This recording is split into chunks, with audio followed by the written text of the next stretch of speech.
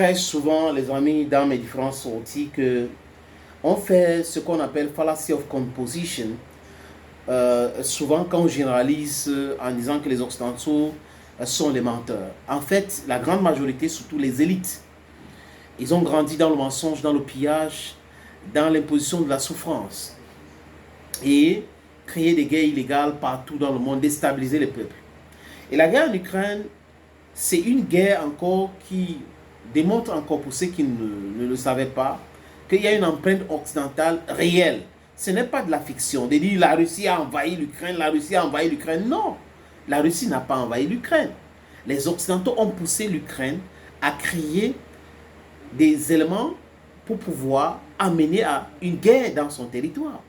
Vous ne pouvez pas menacer un grand voisin comme la Russie et vous voulez que la Russie reste les bras croisés. Donc, les Otaniens voulaient militariser l'Ukraine pour pouvoir maintenant frapper la Russie et rendre la Russie faible pour exploiter les ressources naturelles russes. Ça ne s'est pas passé comme ils ont voulu.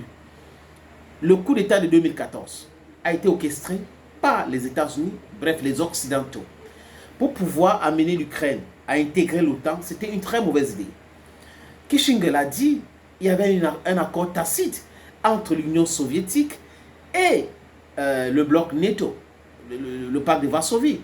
Et c'était dit, les Américains avaient promis aux Russes qu'il n'y aura pas l'élargissement de l'OTAN. Mais ils n'ont pas respecté cela. Quand Vladimir Poutine a essayé d'intégrer l'OTAN ou d'entrer dans l'Union européenne, les Américains ont vu cela comme un danger. C'est pour cette raison qu'ils ont commencé à intégrer les pays en cascade. Mais en 2007, lors du sommet de sécurité de Munich, Vladimir Poutine avait dit: vous nous avez trompés. Et notre ligne rouge, c'est l'Ukraine et la Géorgie. Vous avez vu, ils ont essayé avec la Géorgie, il y a une guerre éclair. Ils ont essayé avec l'Ukraine. Regardez la situation de l'Ukraine aujourd'hui. Donc les responsables de cette situation-là, ce sont les Américains. Parce que les Américains ne peuvent pas accepter que les Russes s'installent au Canada, à leurs frontières. Ils ne vont pas accepter. Ils ne vont pas accepter que les Russes s'installent au Mexique.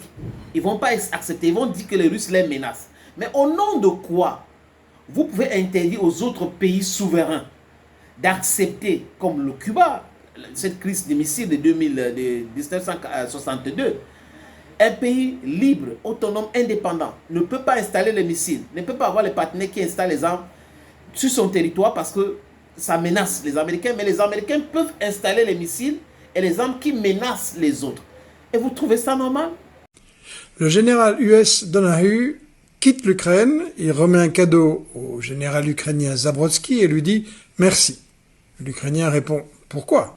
Le général Donahue lui explique que ce sont les Ukrainiens qui combattent et meurent, testant ainsi le matériel et les tactiques des États-Unis.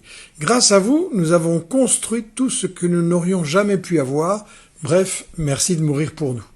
Ce dialogue étonnant figure dans un récent article du New York Times, pas vraiment un agent de la propagande russe, qui explique, je cite, « L'armée et les services des renseignements US ont été impliqués à chaque étape de la guerre en Ukraine. Fourniture des armes, entraînement, planification, simulation de guerre, renseignement et ciblage. Ils ont été impliqués dans tout, de la vision d'ensemble au moindre détail. » D'une certaine manière, explique le prestigieux quotidien, l'Ukraine a été un remake de la longue histoire des guerres par procuration entre les États-Unis et la Russie. Vietnam années 60, Afghanistan années 80, Syrie 3 décennies plus tard. Bien entendu, cet article, pour une fois enfin sincère, n'a pas été discuté dans les médias européens. Comme le disait un Premier ministre britannique George Lloyd, si les gens savaient vraiment la vérité, la guerre serait arrêtée demain, mais bien sûr, ils ne savent pas et ne peuvent pas savoir. À vous de leur faire savoir.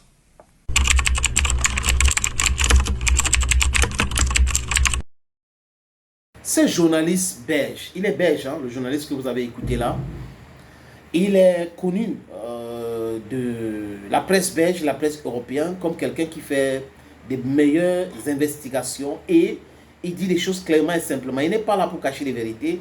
Il pense que le monde doit être équitable, il faut la justice dans le monde, il faut les règles. Les Européens ne peuvent pas dicter les règles que les autres devraient suivre et eux ils suivent autre chose. C'est pas comme ça. Donc vous voyez qu'un général américain dit merci en général. Jusqu'il le chef de l'état-major de l'armée ukrainienne, merci, en lui remettant cet élément qu'il a dit. Et c'est le général ukrainien qui dit, mais c'est à moi de te dire merci parce que c'est vous qui venez nous sauver.